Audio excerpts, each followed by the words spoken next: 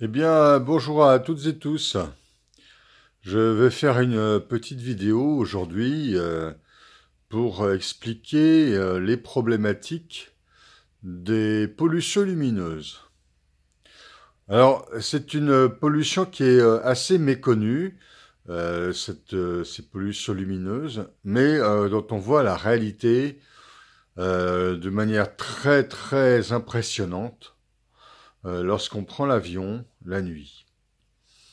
Et on s'aperçoit, en France, par exemple, que cette pollution lumineuse est extrêmement importante. J'ai fait l'expérience tout récemment d'un voyage en avion au départ de Paris-Roissy le soir. Et lorsqu'on est passé au-dessus de la région parisienne, là, on pouvait que comprendre ce que ça veut dire une pollution lumineuse.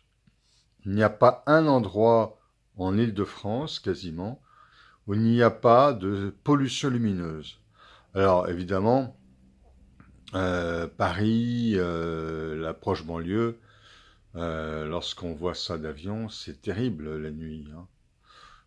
C'est que de la lumière.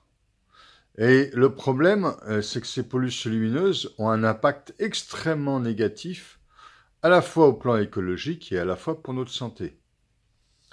Vous vous rendez compte qu'en France, la nuit, il n'y a que deux endroits où il n'y a absolument aucune pollution lumineuse. Que deux endroits. Un endroit en Haute-Corse et un endroit dans la Creuse. Donc c'est quand même assez invraisemblable. Or, la pollution lumineuse, qu'est-ce que ça entraîne? Eh bien, ça entraîne un dérèglement de la perception du rythme entre le jour et la nuit. Ça a l'air de rien à dire comme ça. Mais le rythme entre le jour et la nuit, le rythme entre la lumière et la période nocturne, pardon, et la période nocturne, eh bien, ce rythme conditionne l'activité d'une glande essentielle à notre équilibre neurovégétatif et nerveux en général, cérébral même, c'est la glande pinéale, la fameuse glande pinéale. Cette glande pinéale, qui est située à l'arrière du thalamus, dans le cerveau, dans le système nerveux central, est une glande qui produit la fameuse mélatonine, qu'on dit hormone du décalage horaire, mais également hormone du rythme jour-nuit et de l'activité cérébrale. Cette mélatonine favorise le sommeil. Or, les sécrétions de mélatonine diminuent avec l'arrivée du jour.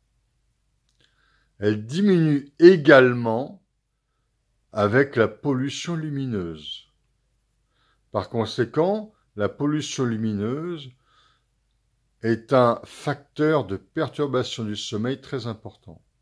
Mais pire que ça encore, le dérèglement des sécrétions de mélatonine favorise la dépression nerveuse. Et donc, la pollution lumineuse est un facteur important de dépression nerveuse. Alors, comment s'en prémunir? Eh bien, c'est pas évident, hein. Là, c'est une question de santé publique. Il va falloir quand même que dans les grandes villes, on utilise beaucoup moins de lumière, de lampadaires, de peut-être des lumières moins vives, des ampoules LED plutôt qu'autre chose, et qu'on éteigne toutes les lumières absolument inutiles. Il est incroyable, par exemple, que dans un complexe industriel la nuit, on éclaire tout le site. Ça n'a absolument aucun intérêt, aucune utilité. Alors on me dira oui, mais si on n'éclaire pas le site, il sera plus difficile à surveiller. Ah oui, ça c'est possible. Eh bien, il faudra trouver d'autres méthodes de protection du site. Mais on ne peut pas continuer à diffuser une telle pollution lumineuse. Ça n'est pas possible.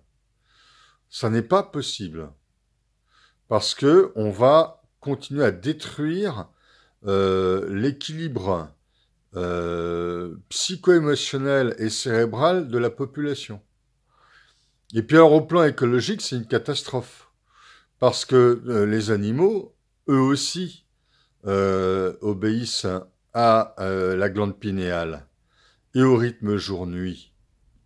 C'est ce rythme jour-nuit notamment qui, au printemps, lorsque la durée du jour devient plus importante que la durée de la nuit, qui va réveiller les reptiles, le lézard notamment, hein, qui va se réveiller, hein, avec une diminution euh, de, de, de production de mélatonine au printemps qui fait que le lézard va se réveiller.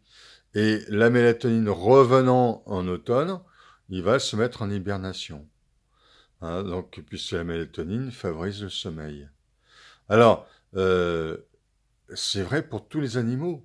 Alors même si ceux qui hibernent pas, mais ceux qui hibernent pas ont quand même une production de mélatonine pour le rythme jour-nuit, le rythme journalier qu'on appelle le rythme nyctéméral, mais aussi pour le rythme entre l'été et l'hiver. Hein. Alors, un excès de production de mélatonine, par exemple, ou un dérèglement de production de mélatonine à l'automne, peut expliquer la dépression d'automne. Mais ça peut s'expliquer aussi par la pollution lumineuse, hein, qui peut entraîner ce dérèglement de production de mélatonine. Voilà, donc attention à la pollution lumineuse, un vrai problème de santé publique dont on ne parle pas assez.